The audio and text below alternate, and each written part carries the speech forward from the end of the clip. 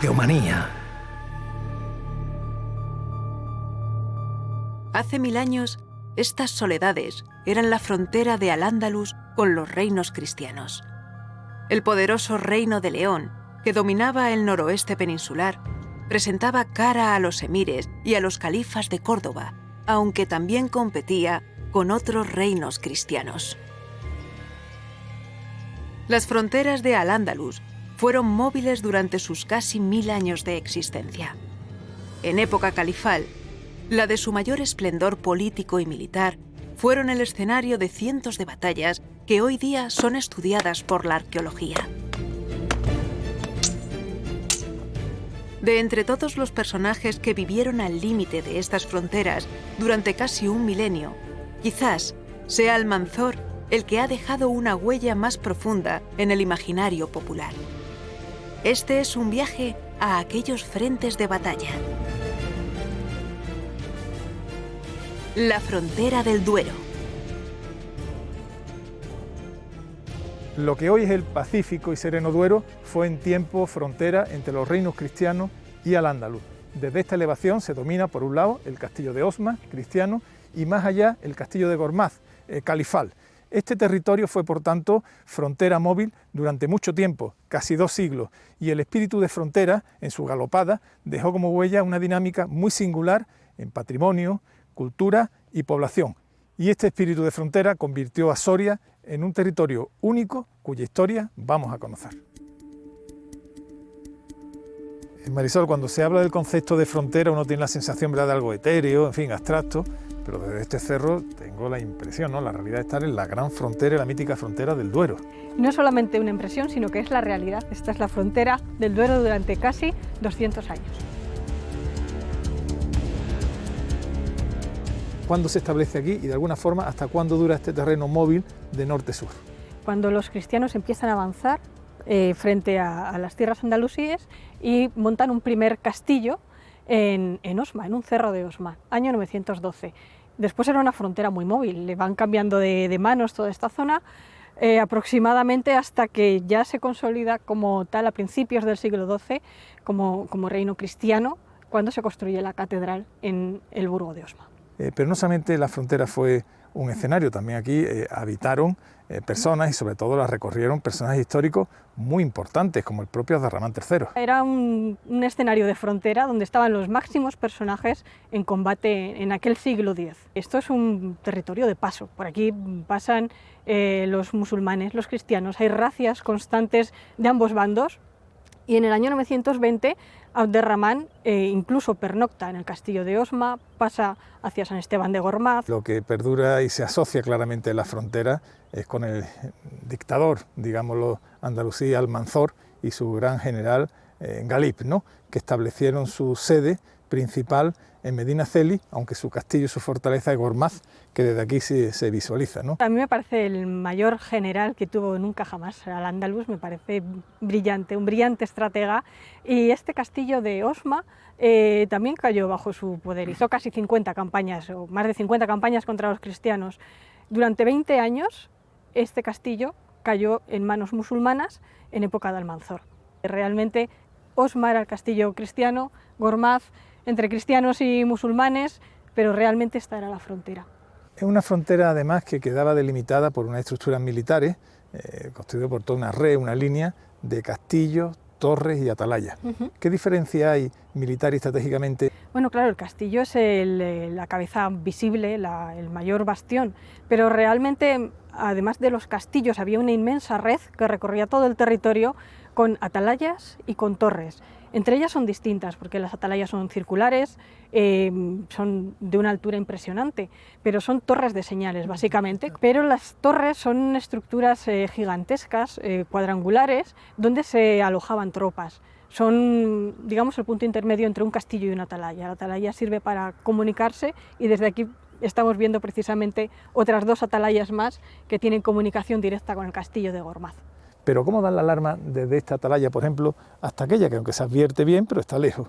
Generalmente se habla de señales de humo, señales de espejo, señales luminosas, para poder establecer contacto visual entre ellas.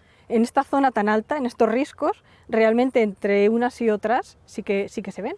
Entonces el mensaje podía discurrir rapidísimamente. ¿Cuándo deja de ser el Duero frontera entre los reinos cristianos y al-Ándalus?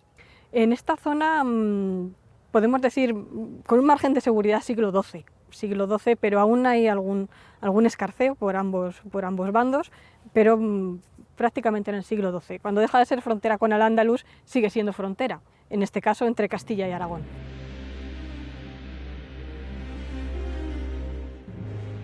Los habitantes de la frontera son nómadas, están en continuo movimiento. Son guerreros de un espacio en permanente disputa, héroes de un país inexistente. Y desde esta línea de la frontera aún parecen sentirse las galopadas de uno y de otro bando. Desde este mismo cerro se escucharían los cascos de los caballos del gran Almanzor y también los del propio Cid en su camino al destierro.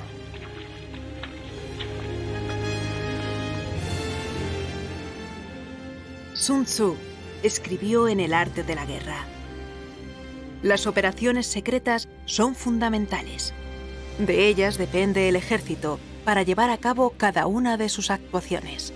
Por lo tanto, el desenmascaramiento de operaciones y su rápida comunicación es esencial para la victoria. Las noticias rápidas desempeñan un papel fundamental en la guerra. Los mensajes, las alertas y los avisos recorrerían toda la línea de atalaya hasta llegar al castillo.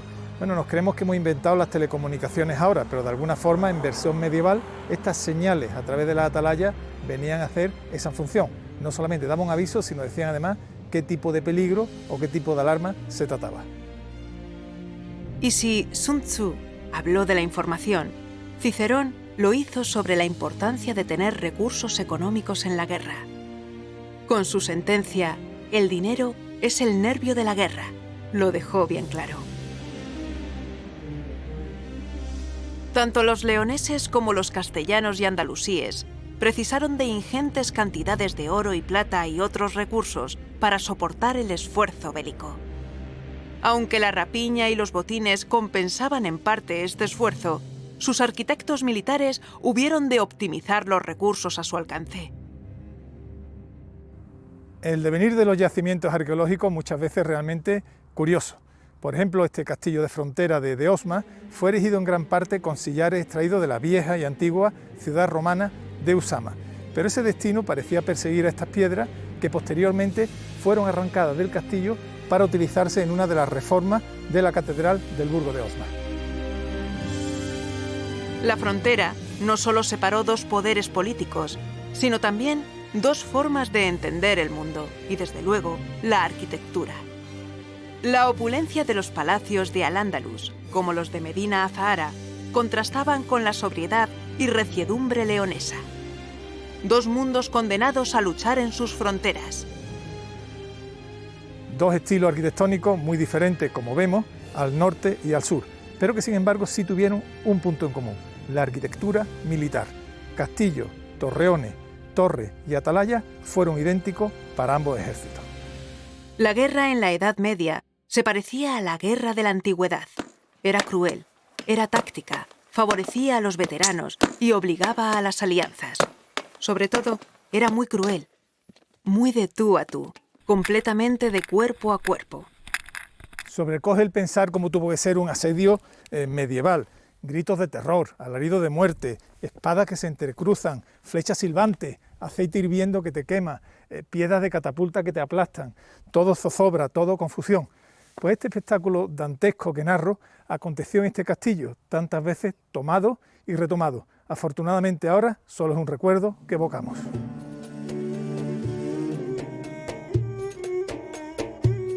La frontera del Duero no fue la única gran frontera de al-Ándalus.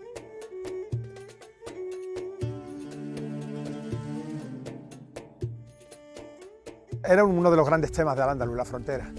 Y era un gran tema también porque era un tema muy periférico con respecto a Córdoba, estaba muy lejos de Córdoba la frontera. Y se organizó de una manera muy clásica, que es con la creación de 3 o de 4 grandes distritos, 3 grandes distritos, la inferior, media y superior, con una militarización absoluta y además con clanes bereberes, fundamentalmente eran grupos bereberes los que habitaban esa frontera. Esa frontera era mucho más permeable de lo que pudiera parecer desde el presente. El Estado omeya gestionó la frontera a la manera oriental, creando esas marcas fronterizas como grandes territorios. De alguna manera mantenían una cierta autonomía con respecto a Córdoba, pero estaban evidentemente sometidas a Córdoba. Esa autonomía permitió que en ciertos momentos algunos de los gobernadores pues decidieran emprender un camino de independencia política y ocasionó evidentemente problemas a la administración cordobesa.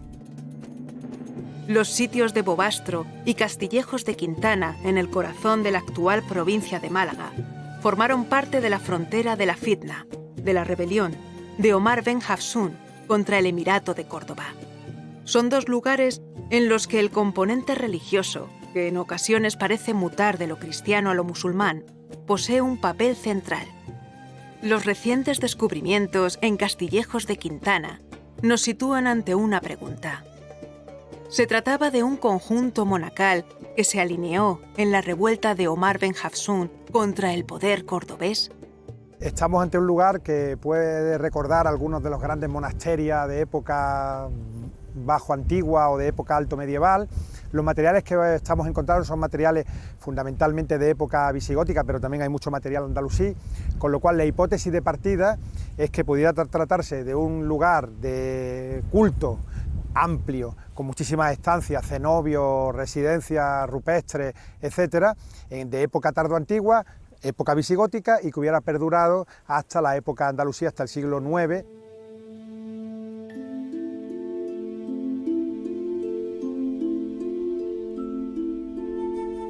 Pero Al-Ándalus, durante el Emirato, no fue un territorio compacto.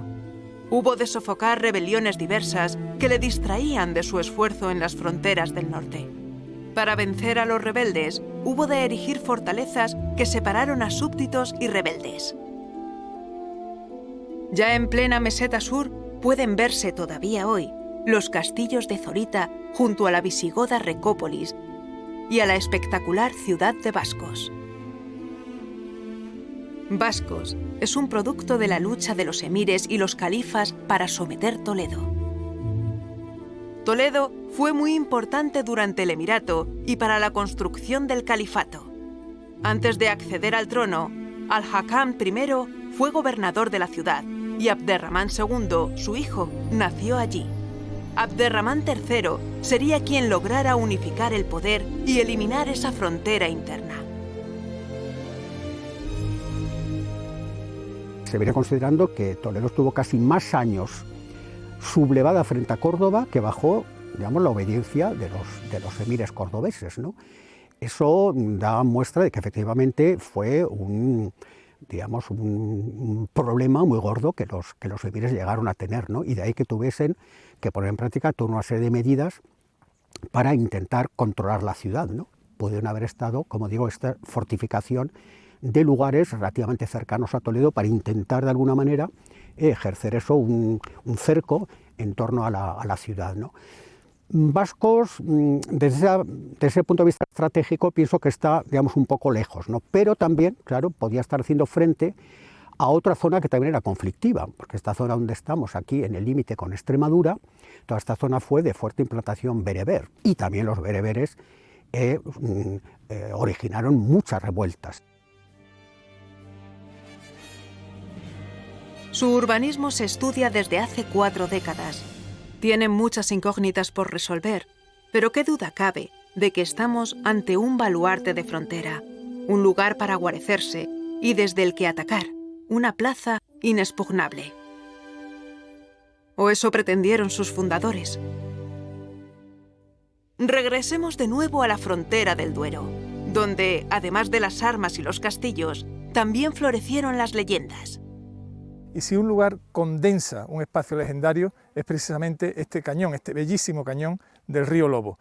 La ermita de San Bartolomé, en teoría de origen templario, fue ubicada, según esta leyenda, justo en el lugar donde se le cayó la espada al apóstol Santiago cuando saltó con su corcel de un lado a otro del cañón. Otra leyenda, muy curiosa, habla de que un demonio salía todas las noches de la cueva que tenemos al fondo y destruía lo que se había construido de la ermita, porque no quería sacralizar estos sus dominios. Al final, por un signo mágico, lograron edificar la ermita al completo.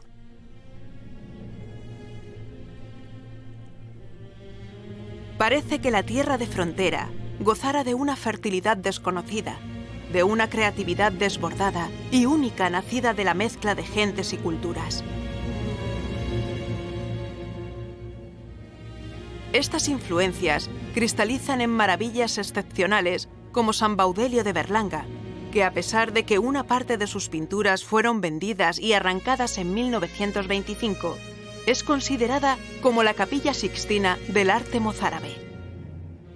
Esta pequeña fuente, que emana de forma ininterrumpida durante verano e invierno, puede ser una fuente más, pero no lo es, porque marca un lugar, como tantas veces ocurre, sagrado. La cueva, la fuente, fueron utilizados por eremitas desde la antigüedad. San Baudelio es un caso paradigmático de estos eremitas que vivieron en la soledad, pero significa mucho más. San Baudelio también es un testigo de un periodo que conocemos muy poco, el periodo de la frontera entre Al-Ándalus y los incipientes reinos del norte, donde el efecto mozárabe se expresa con toda su brillantez y originalidad.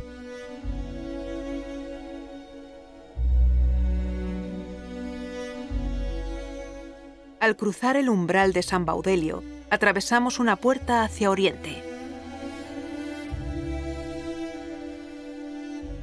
Aires de Qusayr Amra o de las iglesias sirias de Mardin parece flotar en este ambiente onírico.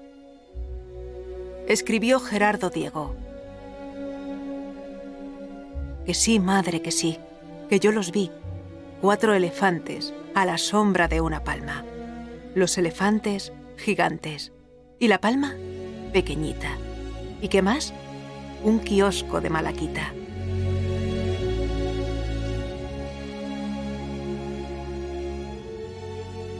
Marian, estoy realmente sobrecogido, ¿no? Tengo la sensación que estoy en uno de los templos, de las ermitas en este caso, más hermosa y enigmática al tiempo. La miro y no sé si estoy en una iglesia cristiana por las pinturas románicas, en una mezquita, veo una cueva, veo una fuente. ¿Qué es San Baudelio? San Baudelio es una suma de espiritualidad, sin ninguna duda. Empieza siendo un eremitorio de un eremita cuyo nombre debió olvidarse, pero no así el que era un lugar santificado por la presencia del eremita, y sobre ello se construyó una ermita ante la cueva. La cueva la podemos visitar todavía, y luego es una ermita donde se suman culturas, esa suma tan fértil que nos dio la Edad Media y de la que conocemos poco. Entonces tenemos elementos musulmanes, sin ninguna duda, y desde luego tenemos un uso cristiano, de la liturgia cristiana, y creo que eso se respira en los muros todavía. Si hay un periodo, ¿verdad?, muchas veces complejo, porque lo es y desconocido, en la frontera entre lo que son Al-Ándalus y los incipientes reinos del norte, donde la frontera del Duero, siglo IX, X, XI, claramente tiene mucha importancia. San Baudelio puede arrojarnos mucha luz. ¿Cómo ves esta vivencia o influencia de los mozárabes, o sea, cristianos que viven en un entorno musulmán en esta línea de frontera? Efectivamente es una sociedad de frontera, con lo cual deberíamos olvidar muchos de los tópicos que tenemos y pensar que la vida en la frontera era dura o era difícil, porque efectivamente lo era, y olvidarnos del desierto poblacional, que no debió ser tal.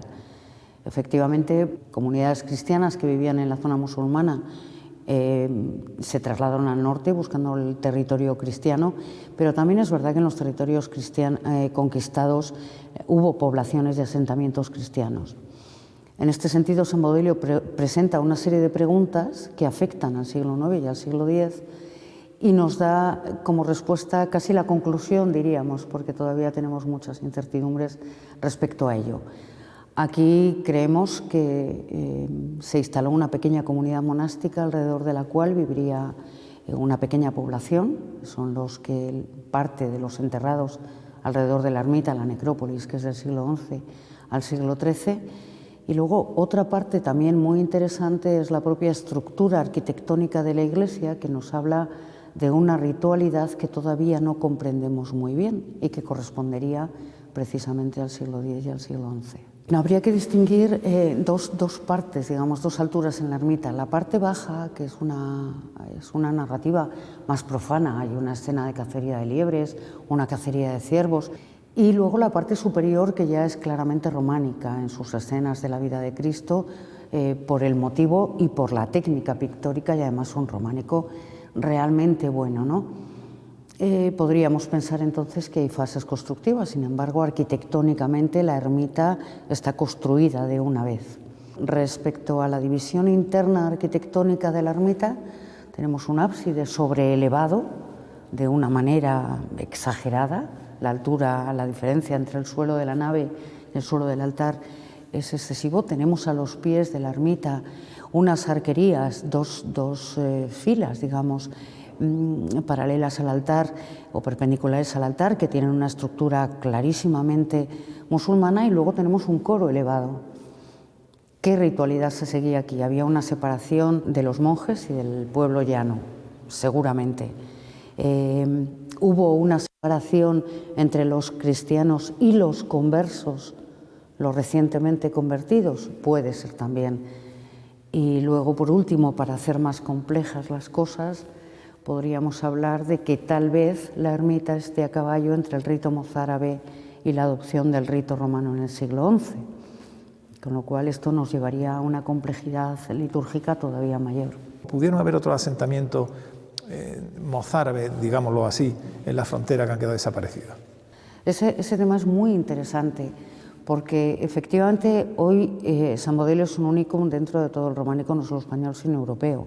Es verdad que no sabemos lo que hemos perdido con las remodelaciones del románico, porque las poblaciones del rito mozárabe en gran parte también estuvieron alejadas y dispersas, con lo cual la arquitectura no estuvo tan normalizada como lo estuvo después, ¿no? Entonces no sabemos lo que hemos perdido. ¿Cuándo entra el rito romano y cómo hace que desaparezca ya esos ritos mozárabes? La adopción del rito romano pretendía unificar todas esas variantes litúrgicas que había, ¿no? Y efectivamente se consigue en el siglo XI. La medida más eficaz fue prohibir a los conjuntos monásticos, a los pequeños monasterios que no quisieron abandonar voluntariamente el rito mozárabe, se les prohibió que siguieran aceptando nuevos monjes, con lo cual se les obligaba a la extinción. Y ya automáticamente ese monasterio o se perdía y se abandonaba o pasaba al rito romano.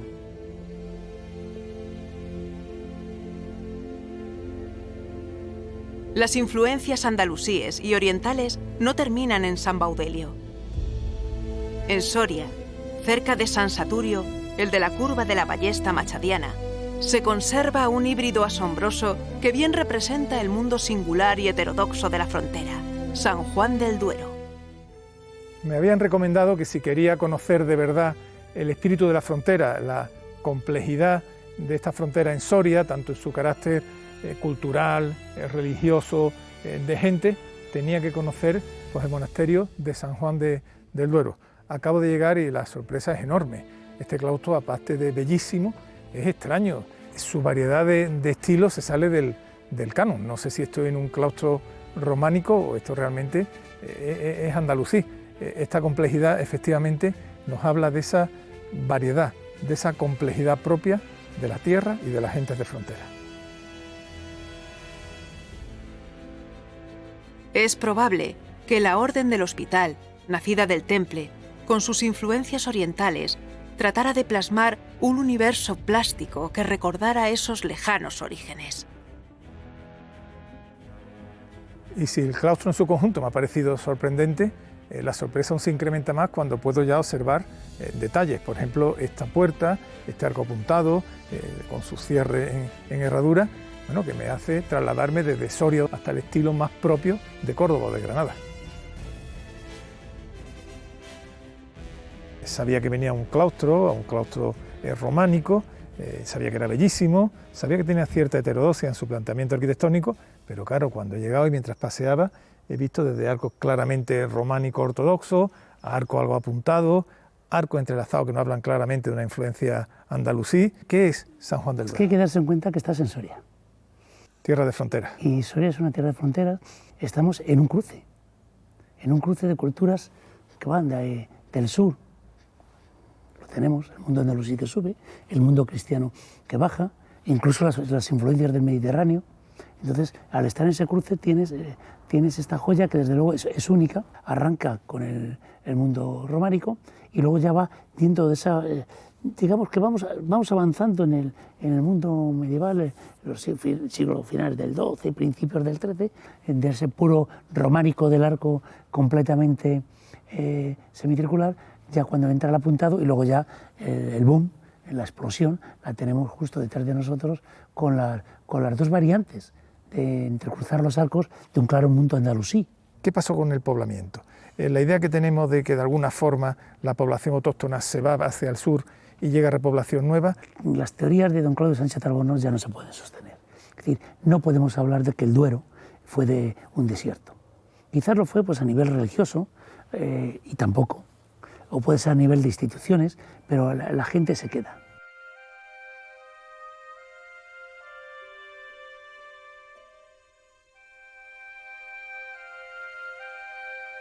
Abderramán III había dejado el control de las fronteras en manos de señores que administraban un territorio y se enriquecían a cambio de mantener a raya las incursiones desde el norte. Esa fue la política califal hasta que Almanzor llegó al poder. Almanzor partió desde Córdoba en 56 ocasiones para sembrar el terror en los reinos cristianos. Saqueó Santiago de Compostela, fundiendo las campanas de su catedral, y arrasó Barcelona. Tal fue el impacto que la expedición de Almanzor causó en Barcelona, que los condes dejaron de depender de los francos, que no los socorrieron, para empezar a mirar a los reinos peninsulares como nuevos socios. Las hazañas de Almanzor fueron legendarias y han llegado hasta nuestros días. Desde sus alturas, el castillo de Gormaz domina el Valle del Duero. Hasta aquí llegarían las tropas califales después de semanas de viaje para acuartelarse. El propio califa despedía a sus tropas en las mismas puertas de Medina Zahara en un auténtico alarde de fuerza y poder. Su presencia en el Duero es imborrable. Almanzor combatió en el Duero hasta su misma muerte. Controló el territorio y lo golpeó sin piedad cuando fue necesario. Se dice de él que viajaba con su mortaja y un Corán que había copiado de niño.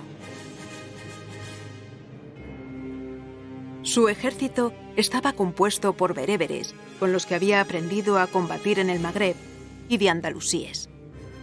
Los caballeros cristianos le tenían tanto miedo que nunca dejaban sus caballos en los establos, sino que los mantenían ensillados en los patios de las casas.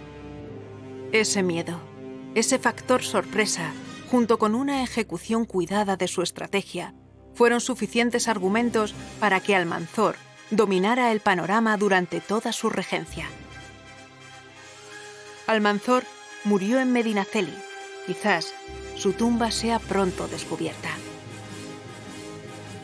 Si comenzamos el programa en una atalaya de la línea cristiana, lo vamos a finalizar en la fortaleza de Gormaz, cabeza de los ejércitos califales y andalusíes. Pasaron los siglos y aunque el tiempo no se detiene, ese espíritu de frontera quedó encarnado, como hemos visto, en las piedras de los castillos, monasterios y ermitas que hemos conocido.